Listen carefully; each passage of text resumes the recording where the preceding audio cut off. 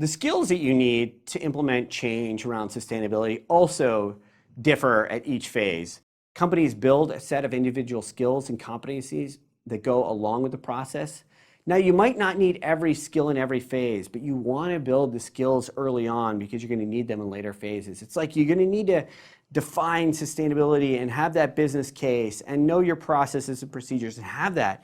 Because if you don't build that muscle early on, you're not going to have it when you need it. And you also have to realize that the skills and the competencies and maybe the way that people interact in one phase might be different than what you need in a different phase.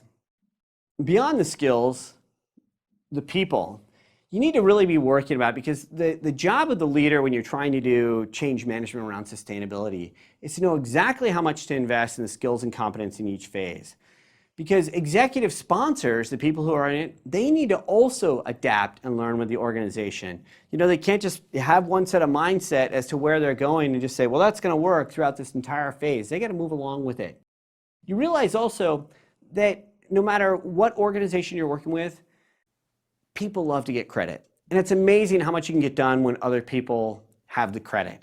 So as you're moving throughout the phases and you're worrying about change management, most of us are like, well, you know, I'm going to go in and make a difference and I'm going to get recognized. And that's important. But also, if you don't care who gets the glory, you'll also find that things will move a lot faster and further than you ever had. But one of the things you need to realize is that within each phase, you have to educate your leader, your boss, your CEO as to what's going to happen. So using that example about the credit, early on when you're getting started, let's say you're that CSR director or you're leading a team, you're going to get a lot of press and a lot of internal recognition. But then as it becomes more about process and efficiency and setting up structures and procedures throughout an organization, you're going to get less of that praise and it's going to start getting spread around.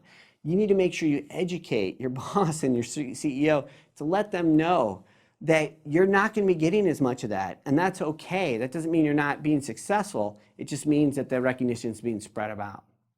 And lastly, with people, you have to realize that as you move throughout the process and go in each phase of the Hagen Wilhelm Matrix, you're going to rely less on individual heroism and more on process. So that's the other side of it, is that often it's a charismatic leader who gets things started, and they get a small team behind them. But it becomes less and less about the charismatic hero the more you embed sustainability within an organization.